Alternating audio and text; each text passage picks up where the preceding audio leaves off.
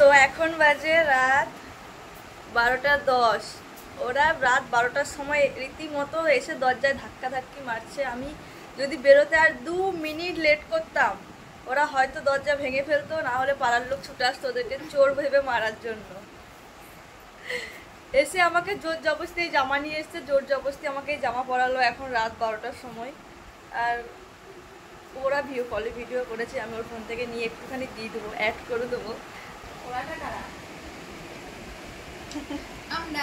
কই ওরা কই?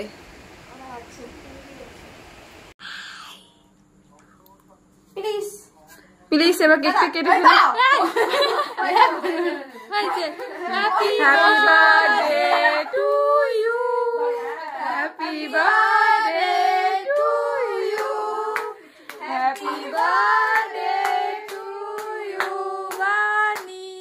Sorry, happy birthday to you. এ গাইস গুড মর্নিং।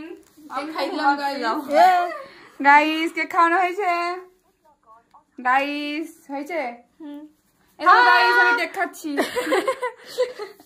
তারপরে এই যে আমাকে চোখ বেঁধে নিয়ে এখন কোথায় যাচ্ছে আমি তখনও কিন্তু জানতাম না। ভেবেছিলাম প্রথমে যে ঘরের ভেতরে যাবে, তার আগে ঘরের ভেতরে একটা কেক কাটলাম, সেটা তোমরা আগেই দেখলে, ছোট হোক বা বড় হোক আগেই কেটেছি।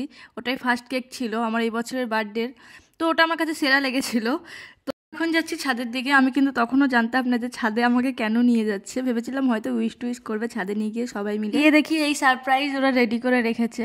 সত্যি কথা বলতে এগুলো আমার ভাবনার বাইরে ছিল, কারণ ওরা এর আগেও আমার বার্থডেতে প্রতি বছর আমার বাড়িতে রাত 12টার সময় আসে, কেক কাটি। তারপর ছাদে এসে দেখি ওরা এই ভেবে রেখেছে আমার জন্য, সেই জন্যই ঘরে ওরা ওই ছোট কেকটা নিয়ে গেছিলো কাটানোর জন্য। তো এই যে এরা এত সুন্দর করে ছাদে সাজিয়ে রেখেছে। দীপিকা সুপ্রীতি আগেই বেরিয়ে গেছিলো, আর এদিক থেকে বৌদি, ওরা তিনজনে মিলে ছাদে আগেই উঠে গেছিলো। জামা ঠিক করে আজকে আমার বার্থডে, ঠিক আছে? হ্যাঁ আজকে তোমার কি সেই গানটা হয়ে যাক Pallabi. Happy birthday to you রে। এই না ওইটা না, আরেকটা অন্য ছিল। কি গান? না না ভুল। Happy birthday to you, happy birthday to you, happy birthday to you dear Bani. Video করছিস তো?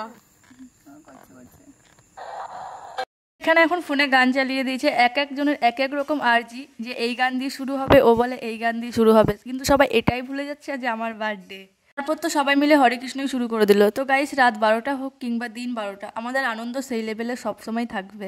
আমরা যদি সবাই একসাথে থাকি তাহলে আমাদের লাইফে টেনশন ডিপ্রেশনের কোনো জায়গা নেই।